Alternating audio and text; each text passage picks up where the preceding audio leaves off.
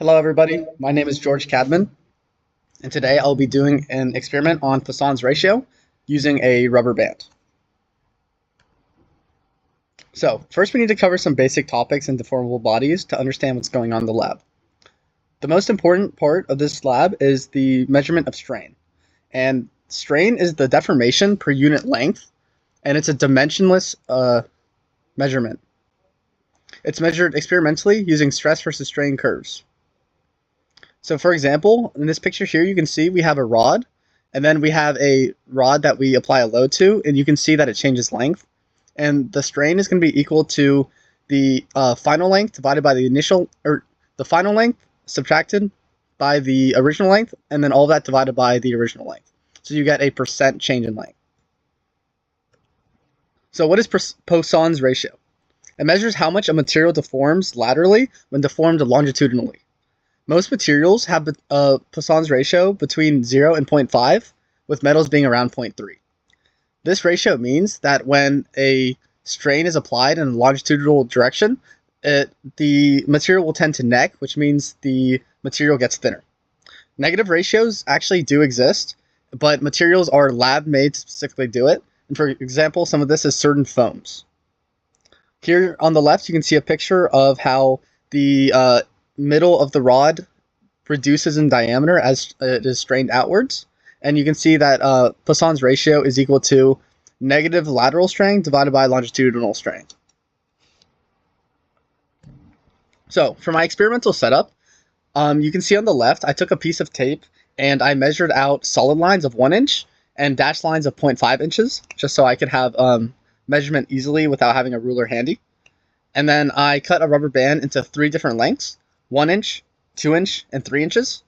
And I taped it down all starting at the 1 inch line and then to the respective lengths.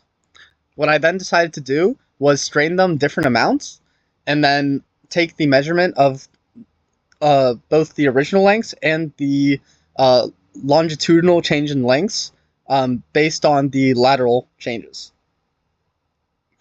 So here you can see some of my data. You can see that I strained them by 25%, 50%, 75%, and 100%. And based on the 1 inch, 2 inch, and 3 inch rubber bands, you can see that there's 4 other measurements that I wanted to take the measurement of the width at. So for example, for the 1 inch one, which you can see on the left, it was strained to 1, 1.25, 1.5, 1.75, and 2 inches. And then the measured widths corresponding next to it. You can see that the widths decrease as expected. And it can be seen empirically from the data that across the same strain percents but different lengths of the rubber band, the measured widths are pretty close to even. And this should be expected, as Poisson's ratio should be based on percent strain, not based on data like length.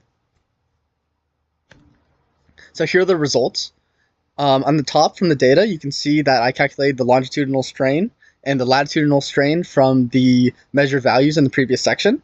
And from there, we were able to find Poisson's ratio. I then graphed the Poisson's ratio, or the latitudinal versus longitudinal strain for both the 1 inch, 2 inch, and 3 inch rubber band. And then Poisson's ratio is going to be equal to the negative of the slope. So you can see for the 1 inch rubber band, we found a Poisson's ratio of around 0.337. For the 2 inch rubber band, we found a Poisson's ratio of around 0.3189. And for a 3 inch rubber band, we found a Poisson's ratio of around 0.289. So we can talk a little bit about the results now. According to the internet, rubber has a Poisson's ratio of around 0.5. And from the experiment, I found a value of around 0.3. Now, there's a lot of reasons we could have this type of error, such as improper measurement of such a small displacement, because I was using a digital caliper, and rubber bands are malleable. So when I was closing the caliper, it is possible that I closed it too much or too little.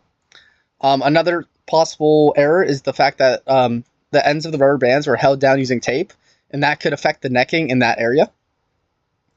But other than that, I think this did a pretty good job of modeling what Poisson's ratio is and how it doesn't really change over different lengths.